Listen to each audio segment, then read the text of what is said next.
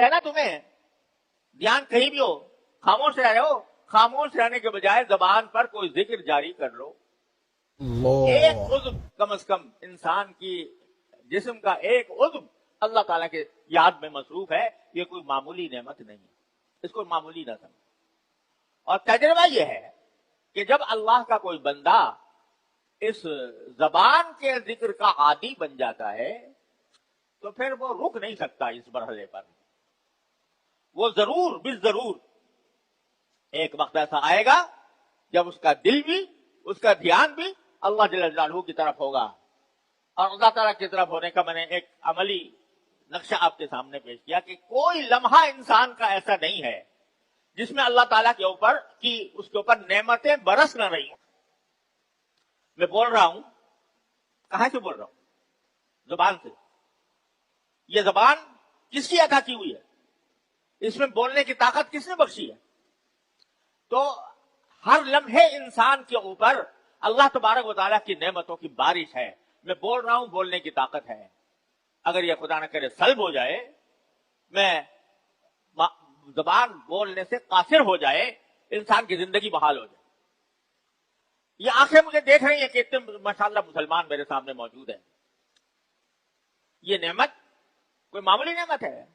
اگر کسی وقت آنکھ اپنے اس وظیفے سے قاصر ہو جائے اور بینائی چلی جائے, پھر دیکھو کیا ہوتا ہے. ساری دنیا کی دولت انسان خرچ کر دے گا کہ کسی طرح میرے پاس بینائی واپس آ جائے. کان ہے, سن رہے ہیں, وہ سننے کی طاقت ان کے اندر موجود ہے. اگر یہ صلاحیت ختم ہو جائے, بہرا بن جائے انسان, تو کوئی کام نہیں کر سکتا. ان نعمتوں کا احساس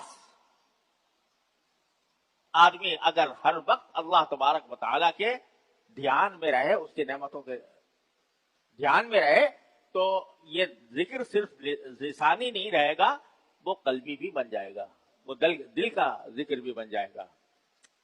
لیکن شروع میں آدمی اگر صرف زبان کی حد تک ہی اکتفا کر لے تو یہ پہلی سیڑھی ہے اللہ تعالیٰ کے ذکر تک پہنچنے کی.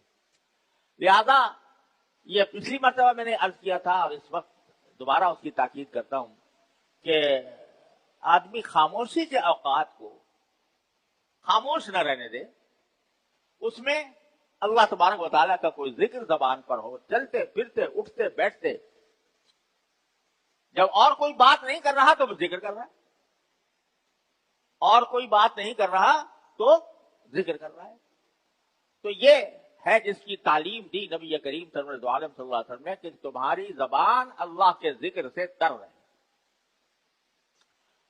اور یہ کرے گا تو جو آیت کریمہ کا حکم ہے کہ یا ایھا الذین آمنوا اذکروا اللہ ذکرا کثیرا, اس میں شامل ہو جائے انشاءاللہ.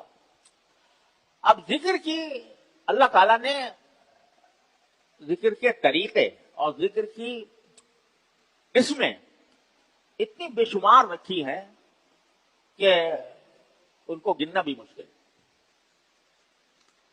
ان میں سے ایک چیز ہے تلاوت قرآن, قرآن کریم کی تلاوت.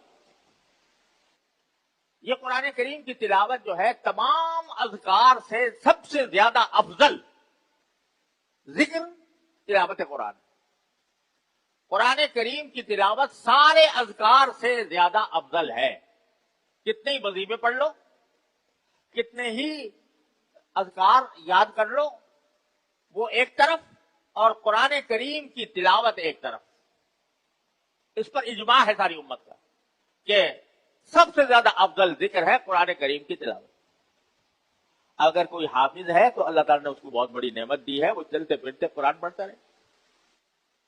اور اگر حافظ نہیں ہے تو کوئی مسلمان ایسا نہیں ہونا چاہیے جس کے 24 گھنٹوں میں سے کچھ وقت قرآن کریم کی تلاوت کے لیے مخصوص نہ ہو. عام طور سے فجر کے وقت, فجر کی نماز کے بعد سب سے اچھا وقت ہوتا ہے ذکر کا اور تلاوت قرآن کا. تو ایک فرد یعنی ایک قسم ذکر کی یہ ہے کہ آدمی قرآن کریم کی تلاوت کو اپنا معمول بنائے. کوئی دن تلاوت قرآن کے بغیر نہ گزرے. پہلے زمانے میں لوگ تلاوت قرآن کے اتنے عادی ہوتے تھے کہ ایک ہفتے میں قرآن کریم پورا کر لیتے تھے. آپ نے دیکھا ہوگا قرآن کریم کے اندر حزب نمبر 1 حزب نمبر 2 لکھا ہوا ہے، وہ عام طور سے 6-7 پاروں کا ہوتا ہے، تو وہ ایک حزب روزانہ پڑھتے تھے. بعد میں ہمتیں کم ہوئی تو 30 پارے ہیں قرآن کریم کے، ایک پارا روزانہ پڑھ لیا تو مہینے میں قرآن کریم ختم پورا ہو گیا.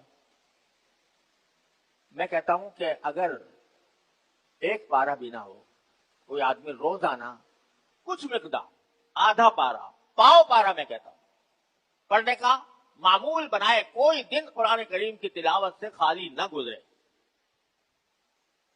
یہ ذکر کی بڑی اعلیٰ ترین قسم ہے. آپ نے سنا ہوگا ضرور کہ قرآن کریم کے ایک حرف کی تلاوت پر 10 نیکیاں اللہ تبارک و تعالی انسان کے اعمال نامے میں لکھتے ہیں. الف لام میم آپ نے مثال دی نبی کریم صلی اللہ علیہ وسلم نے کہ الف لام میم میں الف پر 10، لام پر 10 اور میم پر 10. صرف الف لام میم پڑھا 30 نیکیاں تمہارے نامہ اعمال میں جمع. تو یہ سب سے اعلیٰ ذکر ہے جس کا ہر مسلمان کو پابند ہونا چاہیے، کوئی دن اس کے بغیر نہ گزرے. مزید اس کی اور قسمیں بھی ہیں، وہ انشاءاللہ میں اللہ نے زندگی عطا فرمائی تو انشاءاللہ آئندہ عرض کروں گا. اس وقت 2 باتیں بس. ایک یہ کہ چلتے پھرتے اٹھتے بیٹھتے خاموشی کے اوقات کو ذکر اللہ میں تبدیل کر لو. دوسرے، تلاوت سے کوئی دن خالی نہ گزرے. اللہ تبارک و تعالیٰ مجھے آپ کو سب کو اس پر عمل کی توفیق عطا فرمائے. وآخر دعوانا